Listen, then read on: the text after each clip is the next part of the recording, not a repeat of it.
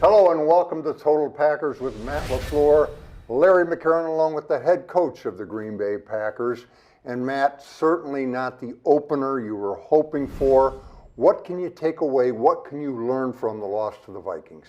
Well, I think there's a lot to learn from in this one, Larry, and certainly football is the ultimate team sport. You need everybody doing their responsibility, and when one guy messes up, it can screw up everybody. So I think all in all, our communication has to be better from the top on down, from us as coaches to our players, and then within our player-to-player communication. And you learn from every time you go out on the field, both good and bad. And certainly there's, like I said, there's a lot to clean up, and it all starts with our preparation and having a great week preparing for Chicago. Something we all can't forget, the Vikings, they've got some talent. They've got 11 guys who've been to the Pro Bowl one way or the other on that roster. It's not a bad football team. No, we knew going into it that it was going to be a challenge, not only from a personnel standpoint. I think they got a great coaching staff. I think you saw that by their plan. I think they had a great plan for us. And then, it's not the easiest place to play. But all in all, I was a little disappointed with our overall lack of execution. I was happy with our effort, but ultimately, it's an execution-based game, and we got to do a much better job in that regard. How do you go about fixing the Justin Jefferson problem? I mean, he had like 2 catches for 100 yards where it didn't look like anybody was on him. How do you go about fixing that? Yeah, in the one instance, we just dropped him in coverage, and he's certainly not a guy that you want to drop, and he made you pay, and he ended up scoring a touchdown on one of those plays, and the other one, we were in position, and we just hesitated ever so slightly, and he was able to get behind us. I think, you talk about our pass rush, and it was a long developing play, and that's where we need our pass rush to show up as well, to not allow him the time to get behind the defense. Did it surprise you after the summer it had that your defense overall didn't play better? Yeah, no, like I said, it was disappointing. And I think if you ask all our coaches and our players, everybody's a little disappointed. But, there's no sense in dwelling on that. Nobody's going to feel sorry for us. So the best way to stop that from happening again is making sure we get back at it on Wednesday and have a great week of prep. Offensively speaking, a young offensive line and a young receiving core, that's not always a recipe for consistency, is it? No, but it's not an excuse either. It is what it is, and we got to make sure that we have a great plan for our guys that are out there playing, and there's things that we could have done a much better job in terms of just running the football, staying with the run. I thought our guys were coming off the ball pretty well. I thought our backs were running hard. We had a couple of explosives in the run game. And early on in the year, we may have to lean on it. And it could be game-by-game basis, but that was certainly one of the games that, probably should have given a little bit more attention to in that area, especially when they have some of the edge rushers that they had in Hunter and Zadarius Smith. Let me ask you this. If Christian Watson makes that catch and you score in the 4th and 1 on the goal line, is it a different game? Yeah, hindsight's 20/20. Who knows? All I know is that you have to be resilient in this league and shake off a bad play. And I was proud of Christian. I think he responded to that. And when you get those opportunities down in the red zone, you got to capitalize. I'm upset with myself not giving our players a better play in that situation to hopefully score. One thing that I learned from the game is that the more Aaron Jones and AJ Dillon touch the ball, the better. Yeah, I know. I wish you would have told me that in game. Definitely, again, those are 2 premier players at their position in this league and 2 of our best players. And you always want to get your best players touches and got to do a better job in that regard. The decision not to play David Bakhtiari and Elton Jenkins, was that as much about that it's a long season and the end is really more important than the beginning? Was that as much a factor in it as anything? Well, I think it's just, it comes down to, collectively as a group, Elton, David, our trainers, our doctors, everybody putting them out there at the right time where they feel comfortable and can go execute at a high level. During your Monday press conference after the game, you said overall the special teams did a good job. Boy, that's great news. We haven't heard that in a long time. No, I thought there were a lot of elements that were very good, and certainly there's some things that we need to improve upon as well. But I thought our coverage units did a good job. We definitely have to get a little bit more stout in our punt protection. But I thought Pat did a great job punting the ball and helped us with field position. Thank you, Matt. Coming up, the Packers' most productive offensive player, AJ Dillon. Don't go away. I really do think it's just a lot of pride. I really care about representing and wearing the G. It feels good for me to know that, I'm coming back to the huddle. They know I'm putting in the effort. Pile driving to the goal line, touchdown! AJ Dillon would not be denied.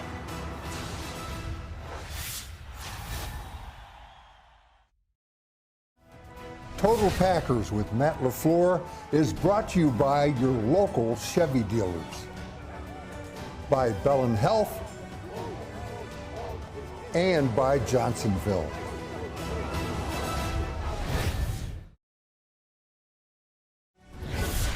Welcome back. This one-on-one is brought to you by Quick Trip and Guaranteed Fuel. Hands it off Dillon, left side, pile driving to the goal line, touchdown! AJ Dillon would not be denied. They had first contact at like the 2-yard line, and he still bulldozed his way in. Couple plays against the Vikings, it took like 4, 5, maybe 6 to get you down. You run like the raging bull. However, as people get to know you, that's not really your personality. What turns that raging bull thing on? I really do think it's just a lot of pride. I really care about representing and wearing the G. I think of all my teammates and stuff as my family. And, it's a great family that we have. And so when I'm out there, it's just kind of like, I'm going to get as many yards as I can. I'm going to try to stay up as long as I can. Do my job to the best of my ability, more than just for myself, but to put us in the best position to win. So when I can have multiple people trying to take me down, or I can muster up a couple more yards, it feels good for me to know that, I'm coming back to the huddle. They know I'm putting in the effort, all the effort that I could. When I watch you and Aaron run, I think there goes 2 guys who believe strongly in a couple things. Always end up falling forward, and it's going to take more than one to get me down.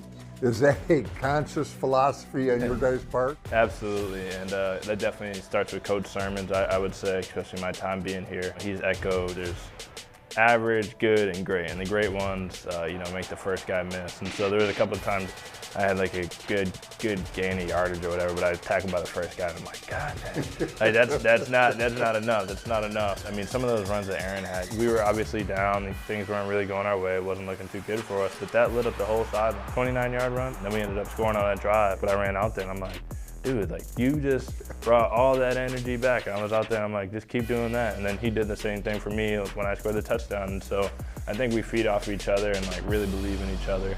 Give to Jones, off the left side, breaks through. He's to the 30, 35. He's crossed 40, 45, still on his feet. Left sideline, 50, to the 45, and tracked down near the 40-yard line of Minnesota. When folks talk about the Packers having 2 running back ones, they're absolutely right. AJ Dillon, Aaron Jones, what a tandem. Both can run it, both can catch it. For me, he's a role model, but in the same sense, he's like a brother to me off the field. It's really nice to, be able to compete and grow and learn together, and then in games look to each other and be like, hey, it's on us. Let's go out there. Any drive we can score. Just those talks on the sideline, being able to hype each other up when things aren't looking good and try to, ignite something or ignite a spark is, awesome. And I don't think that's everywhere. So I'm really happy to have that connection. Moving forward, the offense will probably be evolving. But one thing was pretty clear in the opener. The offense looked its best when you and Aaron are getting touches. As a running back and as a competitor, you always want the touches, you always want the ball in your hand, or to be involved in a play. We're both just, it doesn't matter what position you need us to be in or what the assignment is or who's playing running back, who's playing this position.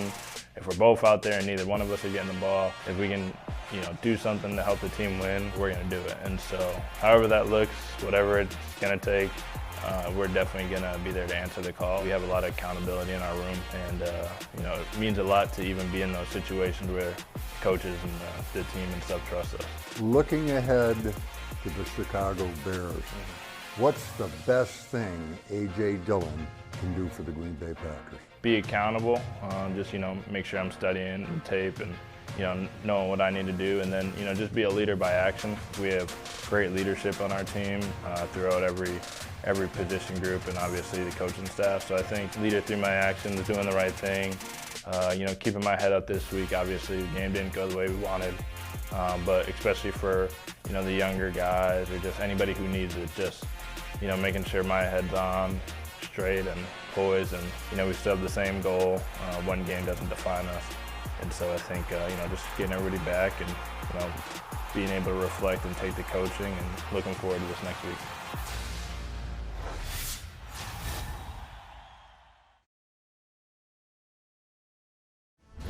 Welcome back.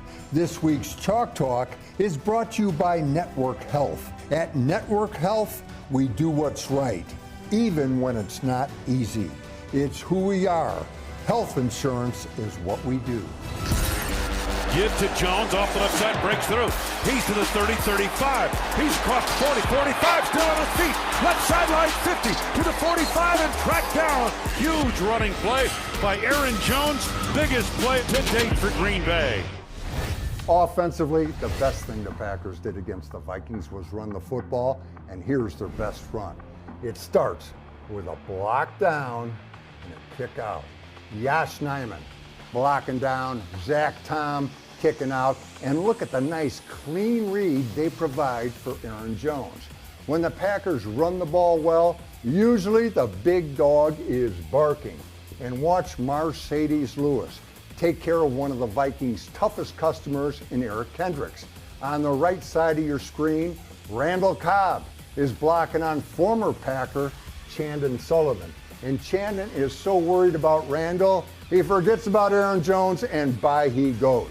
Downfield, Josh Myers hustling, looking for work, not finding any, but he does find a way to be productive. Watch number 24. He tackles Josh instead of Aaron Jones. And you remember that memo that went out that says Packer receivers are also blockers? Rookie Romeo Doubs read that memo. Watch him.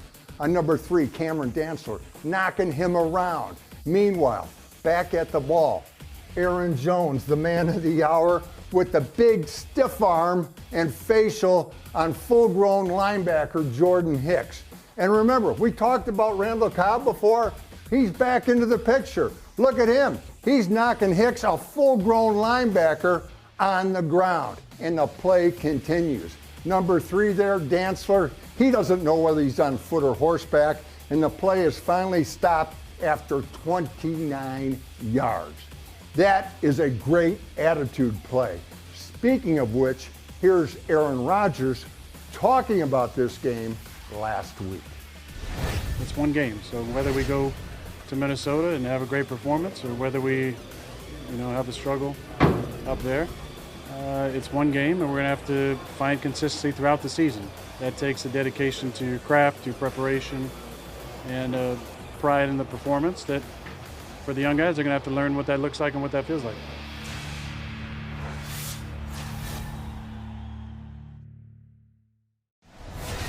Total Packers with Matt LaFleur is brought to you by Network Health, by your Wisconsin Toyota dealers, and by Spectrum Mobile.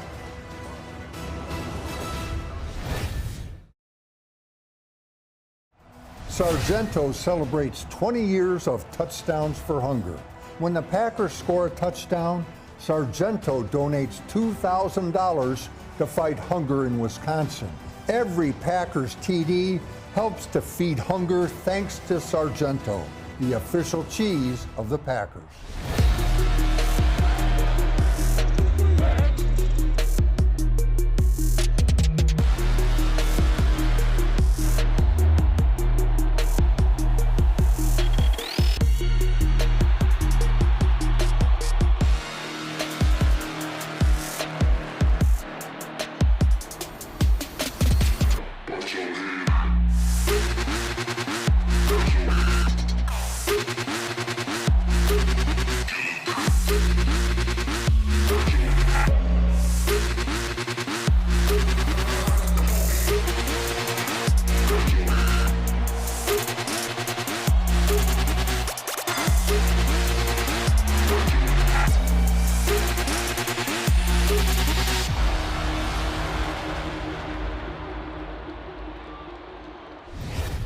Welcome back to Total Packers with Matt LaFleur. And Matt, I want to throw out some names of guys I personally, when I looked at the tape, thought they played pretty well. And one is Quay Walker. I mean, boy, he's got a ton of talent. He sure does. I think it started off a little rocky in that first drive for him. He got beat on a couple things, but you know, it's going to be a learning process for him. But you could certainly see his athleticism. I think anytime you see him hit a ball carrier, they feel it. And Quay's a guy that he's got a great attitude. He loves ball. He loves his teammates, and we're really excited about him and his future here with the Green Bay Packers. No surprise, but I thought Rashawn Gary, Kenny Clark had an impact, and it was a good one. Absolutely. They definitely showed up. Certainly had a couple hits on the quarterback. I don't know how they gave those sacks out, but they both met at the quarterback at the same time. And not only in the pass game, but I thought in the run game as well, setting edges and being a disruptive force that we need them to be for us. I thought Yosh Nijman did a nice job on the hot corner. Things can get pretty hectic on the turf out there. I thought he did a nice job. Yeah, Yosh is a guy that's consistently done a great job for us, and we're lucky to have a guy like him. He, again, great teammate, really works at it. He's improved as much as anybody, I would say, in our time here together. One other guy, Robert Tonyan. Now, he had 3 catches, 36 yards, didn't change the game, but he brings another dimension to the party, doesn't he? Oh, yeah, absolutely. He's a reliable target. I think that if you ask Aaron, he's very comfortable with. You know, you can always count on him. You're going to get great effort, and he had a big explosive in the pass game. Thank you, Matt. Coming up, the last word from the coach. Don't go away.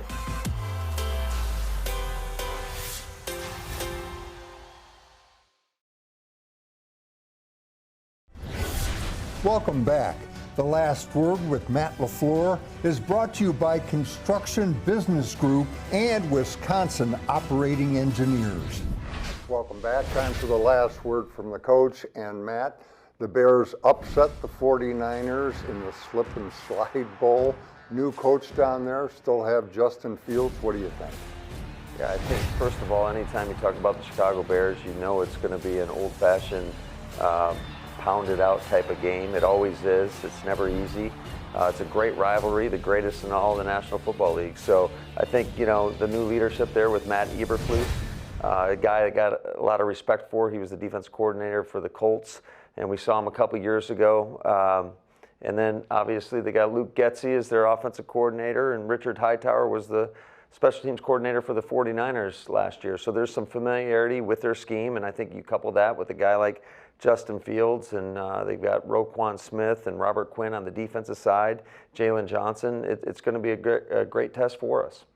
Last year, Matt, you very successfully bounced back after a season opening loss. Won 13 games, top seed in the NFC. What's the key to getting that done again?